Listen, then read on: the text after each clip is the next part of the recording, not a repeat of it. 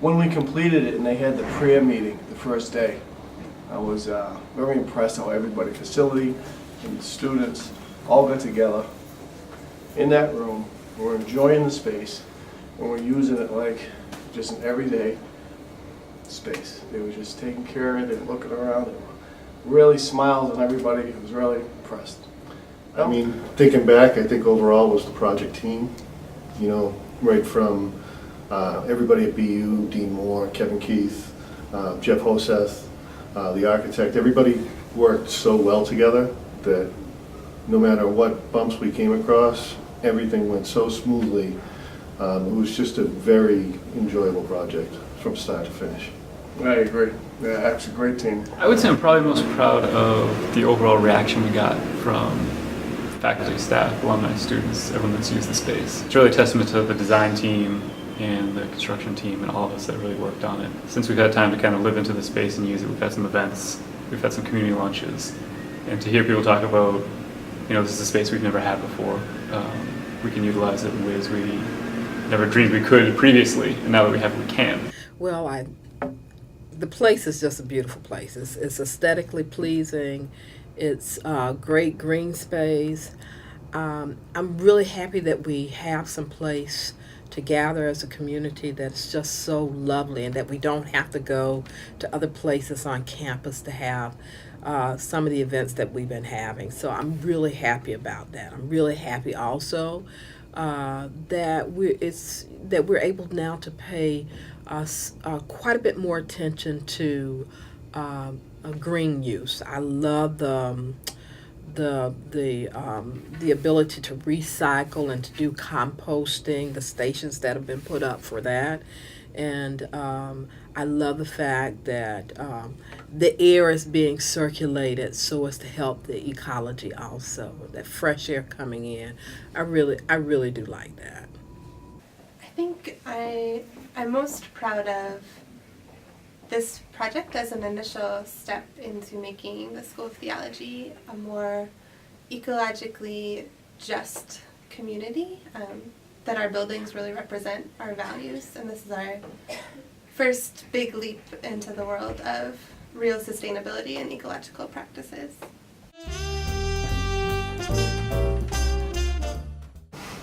The makeup air system brings in fresh air into the space that we did.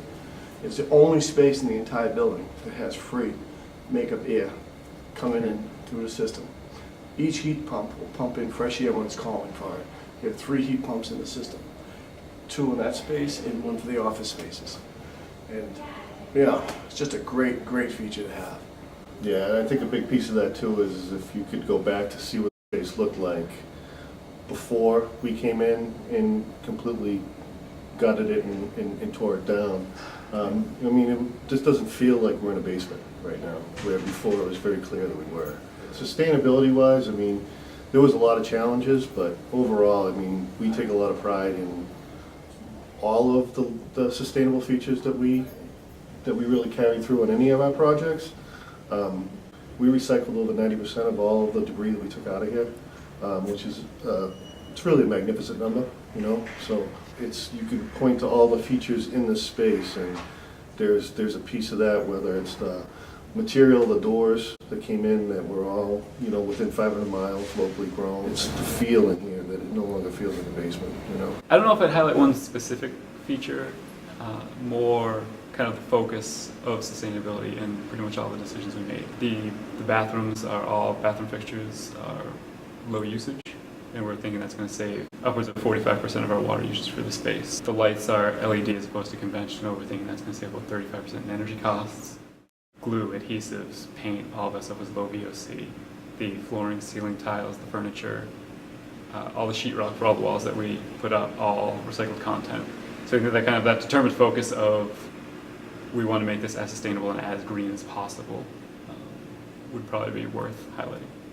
I love those lights. I can't say that enough. I love those lights. They are, just walk in and you see these lights hanging from the ceiling looking just so beautiful and awesome. And then to know that you're not putting such a burden, such a large carbon footprint on the earth that we're living in. It's awesome.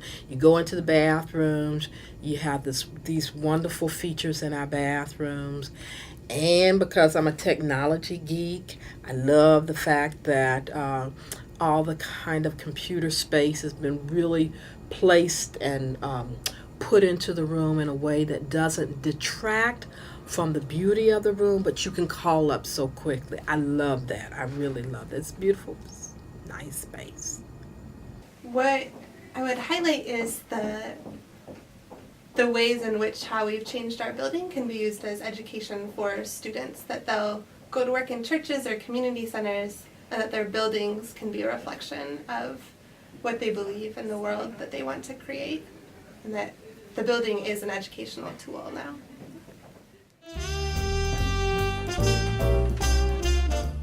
I know my challenges are going to probably be similar to yours, because they were really your challenges, Leo, but Well, one of them was keeping that ceiling height, so that those lights would all work in the seminar room. sure. Because we had to keep the ceiling up high because we had all ductwork, we had existing beams, so we had to re-coordinate with the engineers. Everybody was working as a team to Yeah. accomplish that, and we made it happen. Yeah, there was some other, logistically, there were pieces to the project just from a construction side that were challenging for us. I mean, for one, we were in an area where we're right next to the only elevators in the building, which is the only handicap access throughout the entire building. So even though we had completely taken apart this entire space, we needed to maintain a safe egress and pathway for anybody to pass through at any time. And the other piece of it too is it's a tough location, so every delivery, every piece of material that was brought in here and every piece of material that was taken out of here, debris-wise, was all coordinated at 4:30 in the morning on the side of the road, because we didn't have the ability to drop a dumpster or pull a truck up in the back of the building. Everything was right on the side of the road. I think personally for me the biggest challenge is probably we tried to get everyone involved, whether it was faculty, staff, students, other officers from the university. We tried to get all their input. We wanted everyone involved. We wanted everyone to have some say in some way, shape, or form. So to kind of gather all that information, bring it together, and then for Dean Moore and I to sit down and really make those difficult, we know we're not going to please everybody decisions, but to still kind of have that faith that the decisions we're making are the right ones, and the space is going to come out beautiful and everyone's going to love it. Well, like most changes, you've got the challenge of trying to work out the logistics of moving from the old to the new. And so I think the largest challenge we had was the move in and the move out, trying to make that as comfortable as we could for the persons who live down not live down, but they spend a lot of time down there, but who work down in that area, trying to make it an easy thing to do. And also, aside from that, the other challenge was where are we going to have our community lunches now that we've got to kind of take a break from that space so that the remodeling can be done. And I think a lot of kudos should go to Valentina Pride, who worked so hard to try to make sure that we had a space that was large enough for our student body, our faculty and administrators, but was also a nice space. And she was able to accomplish that.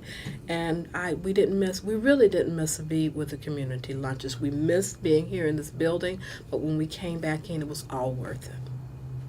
I think, so I'm the community life coordinator, and the biggest challenges for me have been easing community into a new space, into a new phase of how the School of Theology is trying to act as the School of the Prophets, and trying to figure out the educational piece of things while holding our community and through a transition.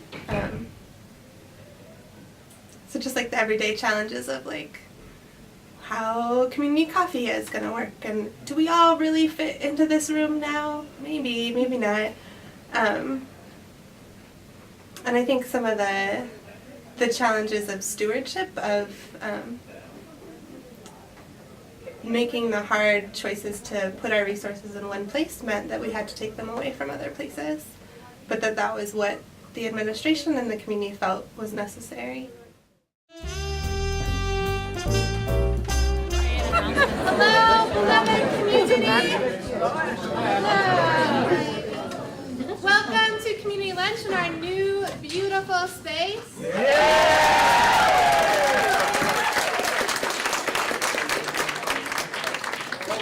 For those of you that have some questions about the space, you can come find me and ask me, and I'll probably direct you to someone else. So we have a couple of people to thank today. I want to thank first the team of students that helped set up the room today, which was Lindsay Popper, Ian Meverek, Chris Broadwell, and a handful of others. Let's give them some claps.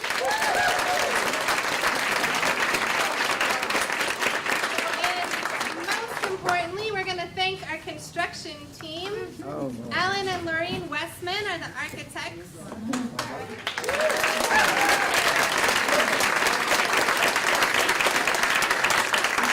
I'm going to read a lot of names now, and you're just going to clap at the end. All right.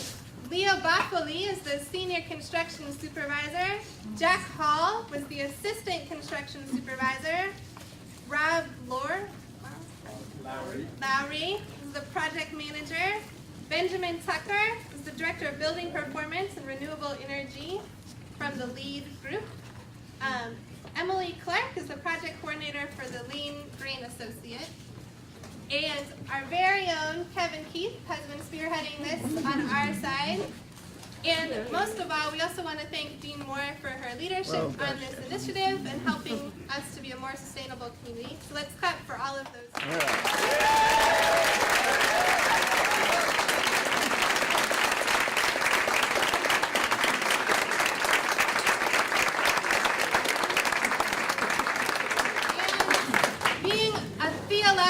Ecological community. We have our compost set up out here for now. We'll have a more permanent compost site in the hall in the weeks to come. You can compost the food on your plates and your plates. Unless you have a white shiny plate, then it goes in the trash. You can throw away your forks and your butter and things. And now, since we are a theological community, we're going to bless our space. We just had that beautiful vote of thankfulness for all of the people who have worked to make this space so wonderful for us to use. I would also like to thank the students who make this space necessary and possible. So why don't you guys give yourselves a round of applause by patting yourselves on the back. There you go. And I don't think enough can be said about Dean Mary Elizabeth Moore. She has spearheaded this effort. She has taken us from the beginning until the very end, and now we are in this wonderful space because of her and because of the collective efforts of everyone else. So I think we should give her another round of applause.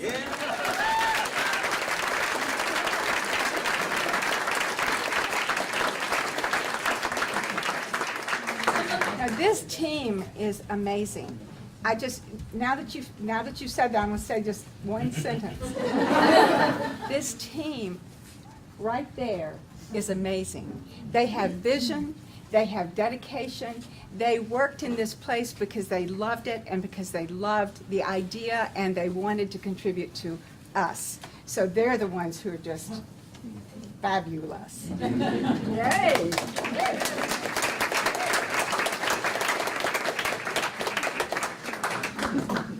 Now at this time, if you will join us in a spirit of prayer, Courtney and Kai are going to lead us through a traditional blessing. This blessing is incorporated from a Native American traditional prayer using 4 directions, Cartesian system. So we'll be praying to the north, east, south, and west. We'll start off with the east, and then this is also incorporating Thanksgiving prayer from the Book of Common Prayer. So if you all go ahead and stand up. If you're near a wall, you can place a hand on it or start facing the east.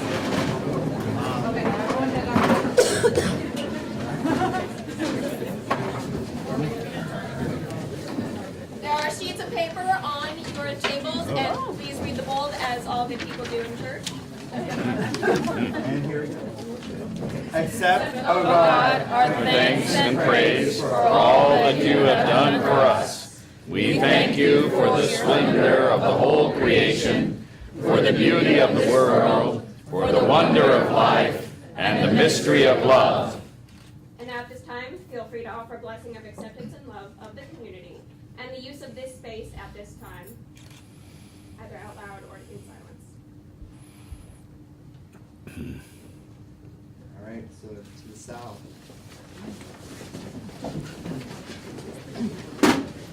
We thank You for setting us a task which demand our best efforts, and for leading us to accomplishments which satisfy and delight us. Feel free to offer a blessing of hope of things that will be accomplished in the community and the use of this space at this time.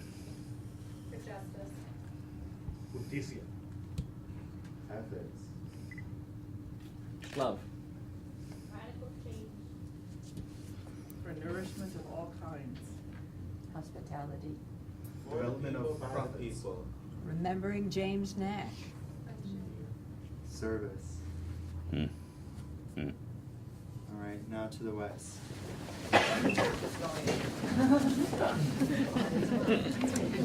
We thank you also for those disappointments and failures that lead us to acknowledge our dependence on you and one another.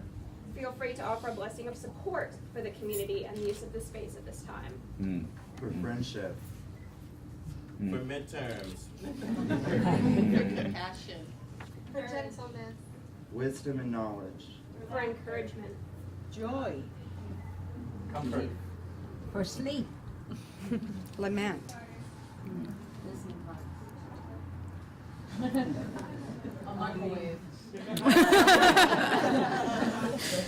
And now to the north. We thank you For the blessing of family and friends, and for the loving care which surrounds us on every side. Feel free to offer a blessing upon our family and friends within the community and the use of this space at this time. For Ashley. Ron. community lunch.